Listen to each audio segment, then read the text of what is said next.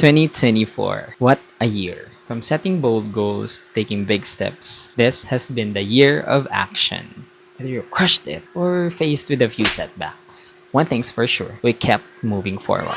In this episode, I'll share the highlights, lessons, and takeaways from my 2024. So grab your coffee, sit back, and tara, let's dive in.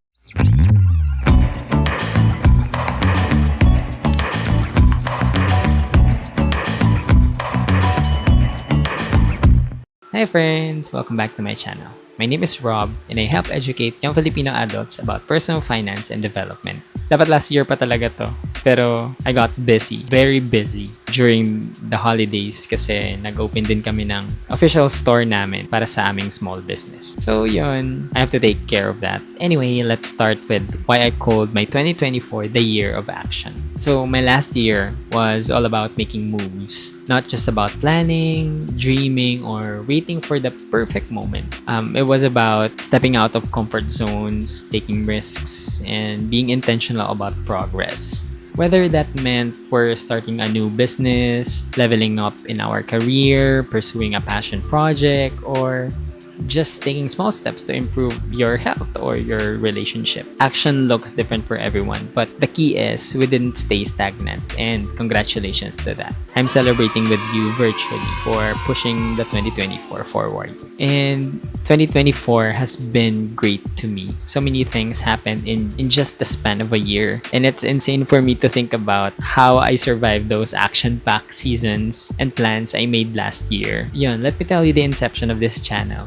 Back in 2020, I was 20 years old. I originally wanted to start a podcast, but I feel like wala akong mako-content masyado because of few reasons. Number one, I was very insecure about myself, and yung will ko to share or create things was just overshadowed by the thought of wag ko na ituloy kasi I'm not a significant person and no one will listen to me. Number two, I feel like I can't make it in terms of sustainability of my platform because I don't have that much experience in editing, so much more sa creating contents. So, very vulnerable pa that time. Nabitiwan ko pa yung mga ginagawa ko in exchange to content creation. Medyo risky siya sa part ko. So, I didn't push through it. Plus, number three, I don't have enough courage to face the camera. I was a very shy kid growing up and maraming hindi naniniwala because of the confidence I show. But in reality, it's really hard for me to do this. Pero katulad nga ng sinabi ko in my first video, this is to conquering fears and breaking the boundaries. Despite the fear and uncertainty that lies ahead, I mustered all grit I can get and started this channel. So, yun, meron na tayong Rob Mundia channel.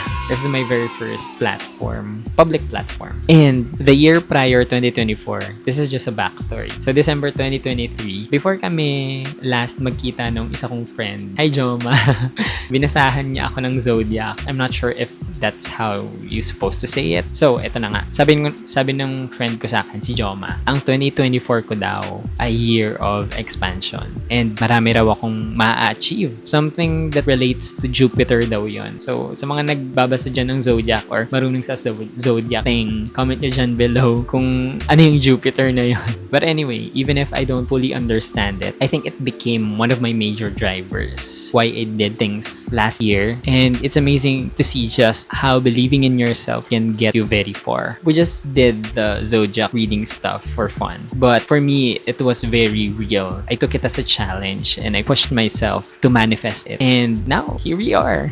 Anyway, ito yung ilan sa mga na-achieve ko last 2024. So, I took a side creative job while having my full-time freelancing job. Ang masasabi ko lang, it made me insane. And I won't recommend it sa mga mahihina yung loob. Yun, yung creative job ko, despite having a solid and fun team, I ended up letting go of that side job. Because that time, binibuild ko na rin yung small business ko. And hindi ko na rin kayang bayaran all of the administrative and mental tax for each of those areas. So, I have to choose. I have to let go. Nonetheless, it's an achievement for me. Kasi hindi biro ang pagsabay-sabay mo yung mga trabaho. So, yun. Alam ko yung struggle. Meron akong mga kakilala in real life na ang dami nilang trabaho. Pinagsasabay-sabay nila. And I can vouch for them na hindi talaga yun trip. And next, I pushed my photography skills a little bit by offering free shoots to a lot of people. We did a few stranger shoots, couple shoots, a bit of events. And of course, I attended classes to learn more about photography. Kasi if I'm not